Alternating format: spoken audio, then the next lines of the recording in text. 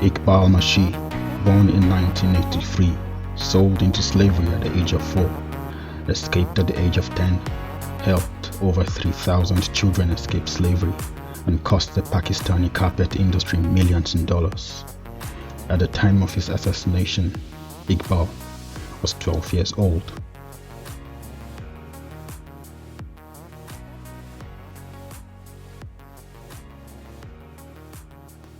Welcome to the channel, everyone. Don't forget to like, share and subscribe for more content like this.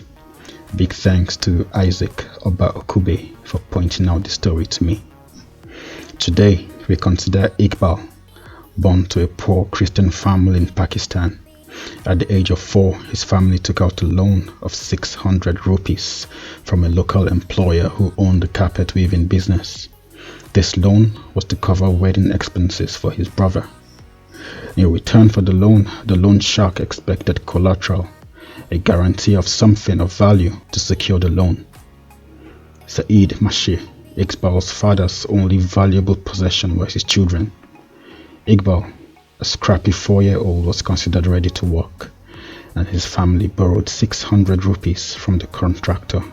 Little Iqbal will weave carpet until all the money, including an undisclosed amount of interest and expenses, was paid back. This transaction was called a Pershi, a loan, and it ended Iqbal's childhood forever. From that day forward, Iqbal became a debt-bound slave.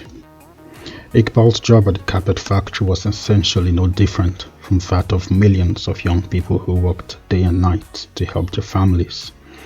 At 4 o'clock in the morning, he was picked up by the theater car and driven to the factory, where he worked for the next 6 years of his life.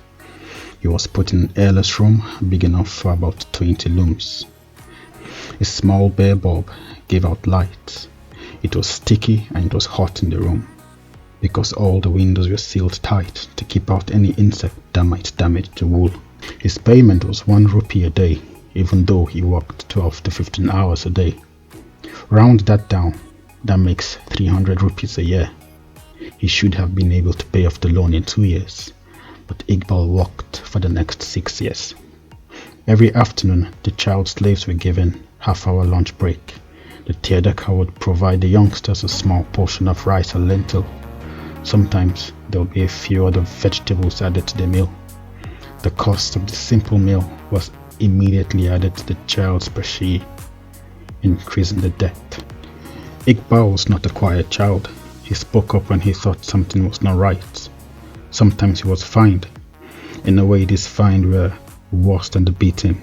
They raised Iqbal's debt higher and higher. Instead of paying off his bondage, he was increasing the time it took to earn his freedom. Fast forward to the age of 10, he had worked for 6 years and not paid off the 600 rupees.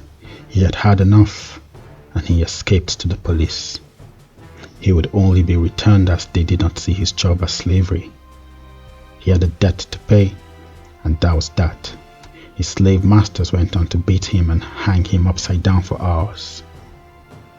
Iqbal would escape a second time after learning that bonded labor was declared illegal by the Supreme Court of Pakistan.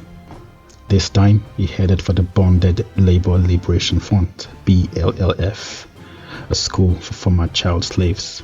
He showed such brilliance, and not just his intelligence to escape slavery, but showed such aptitude for learning that he completed a 4-year education in just 2 years.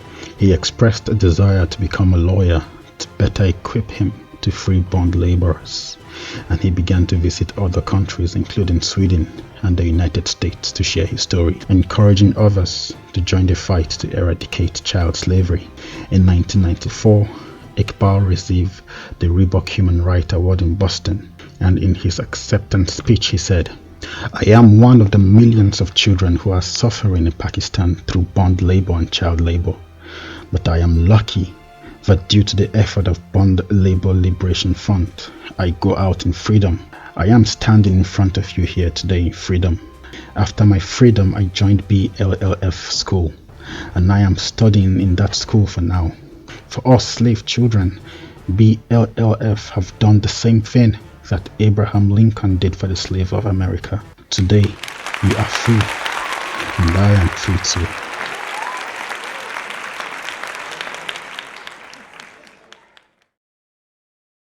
Sadly, Easter Sunday, April the 16th, 1995, Iqbal was assassinated on the street.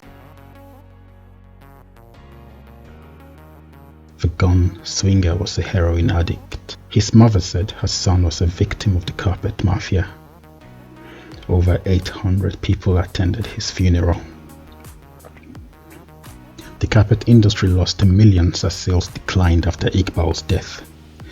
The elites of the carpet industry responded to declining sales by denying they ever used child laborers, and they paid their workers. They also got the FIA to harass and arrest activists of the BLF. The press also conducted a smear campaign against them, arguing that child laborers received a high and favorable wage and were working in favorable conditions. To this day, in many countries, child labor is not seen as a bad thing if the children are getting paid. The very people who try to paint child labor in a good light or make it seem like something it is not would never allow their children to be victims of child labor or bond slavery. They rather help their children get the best of education. 6 years was more than enough to pay off the 600 rupee debt.